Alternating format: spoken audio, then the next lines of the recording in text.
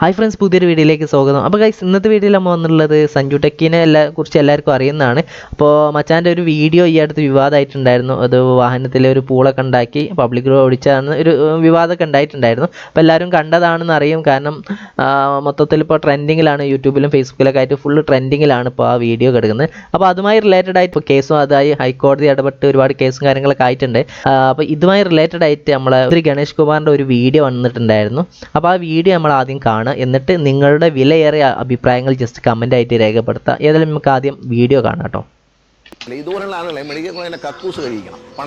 അത് ശരിയാ, നല്ലതാ. കുറച്ച് എന്താ പറയാ, തരിപ്പുള്ള ആൾക്കാരൊക്കെ ഇത് ചെയ്യുന്നത് നല്ലതാണ്. അഹങ്കാരവുമാണ്. ഇനി ഇത്തരം പരിപാടികളുമായിട്ട് റീച്ച് കൂട്ടാൻ വരാത്ത വിധത്തിൽ ഉള്ള പരിപാടികൾ ആരംഭിക്കും. അത് നല്ല തീരുമാനം.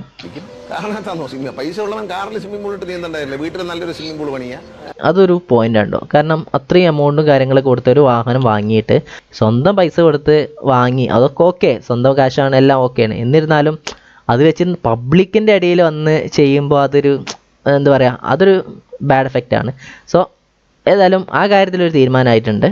ഏതായാലും വീഡിയോ നമുക്ക് കാണാം. രാവിലെയും വൈകിട്ട് നീന്തുക നല്ലൊരു വ്യായാമമായിരിക്കും.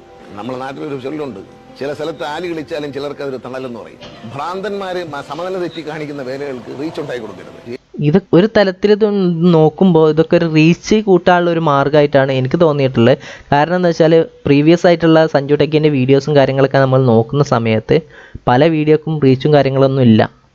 പക്ഷേ ഈ വീഡിയോ വിവാദമായതിന് ശേഷം മച്ചാൻ ഒരുപാട് വീഡിയോ ചെയ്തിട്ടുണ്ടായിരുന്നു, അതിനൊക്കെ അത്യാവശ്യം നല്ല റീച്ചും ഉണ്ട്. അപ്പോൾ ഇത് ഒരു തലത്തിൽ അങ്ങനെ ചിന്തിക്കാം. എം.ഇ.ഡി. ഒന്നും വെല്ലുവിളിക്കണ്ട, പഴയ കാലമല്ല എന്ന് മാത്രം ഞാൻ ആ സുഹൃത്തിനെ ഓർമ്മിപ്പിക്കുകയാണ്. പിന്നെ അനിയൻ ശുപാർശ ചെയ്ത് കാര്യം സാധിക്കാം എന്ന് വിചാരിക്കേണ്ട. എം.ഇ.ഡി. വിളിച്ച് ഉപദേശിച്ചു വിടുമ്പോഴും പുറത്തു വന്നിട്ട് എൻ്റെ റീച്ച് കൂടി 10,000 കൂടി. ഇത്തരം ആൻറ്റി സോഷ്യൽസിനെ പ്രോത്സാഹിപ്പിക്കുന്നതാണ് റീച്ച് കൂടി വരുവാൻ. ഇതിനു മുമ്പുള്ള എല്ലാ യൂട്യൂബുകളും പരിശോധിക്കും. വാഹനവുമായി ബന്ധപ്പെട്ട എന്തെങ്കിലും മേലത്തരം ഉണ്ടെങ്കിൽ എല്ലാത്തിനും നടപടിയെടുക്കും. അപ്പോൾ ഈ വേർഡ് കേട്ടപ്പോൾ തന്നെ നമുക്ക് മനസ്സിലായില്ലേ, അത്യാവശ്യം നല്ല രീതിയിലുള്ള പണി വരാനുള്ള ചാൻസ് ഉണ്ട്. കാരണം മെയിൻലി ഹൈക്കോടതിയുടെ ഉത്തരവാണിത്. അപ്പോൾ എന്തായാലും പരിശോധിച്ച് നല്ലൊരു പണി കിട്ടാനുള്ള ചാൻസ് ഉണ്ടെന്നാണ് നമുക്ക് ഇതിൽ നിന്ന് മനസ്സിലാക്കാൻ പറ്റുന്നത്. എന്തായാലും വയ്യേ കണ്ടറിയാം.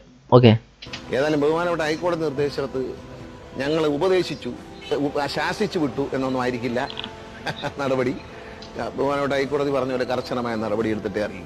അവനവൻ്റെ പൈസയൊക്കെ പോക്കറ്റിൽ കിടന്നാൽ മതി. നിയമം ഈ രാജ്യത്ത് നിയമമുണ്ട്. പൈസ ഉള്ളവൻ എന്നാൽ പിന്നെ ആരെയും കൊല്ലാമല്ലോ.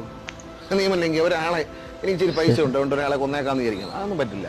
നിയമം ഒരു രാജ്യത്തിന് വേണ്ടിയുള്ള, അവിടെ ജനങ്ങൾക്ക് വേണ്ടിയുള്ളതാണ്. അതെല്ലാവർക്കും ബാധകമാണ് കേട്ടോ. വേറെ ആയിരക്കണക്കിന് ആൾ റോഡിൽ വരും. ഇത്തരം ആന്റി സോഷ്യൽസിനെ പ്രോത്സാഹിപ്പിക്കുന്നതാണ് ഒരു സംസ്കാരം എന്ന് കരുതരുത്. ഇത്തരം ആന്റി സോഷ്യൽസിനെ നമ്മൾ, സാമൂഹ്യ വിരുദ്ധന്മാരെ നമ്മൾ നിരുത്സാഹപ്പെടുത്തണം.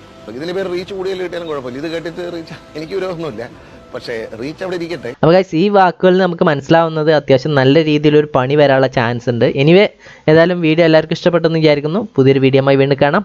മറക്കാതെ നിങ്ങളുടെ അഭിപ്രായം ജസ്റ്റ് ഒന്ന് കമൻ്റ് ആയിട്ട് അറിയിക്കാം.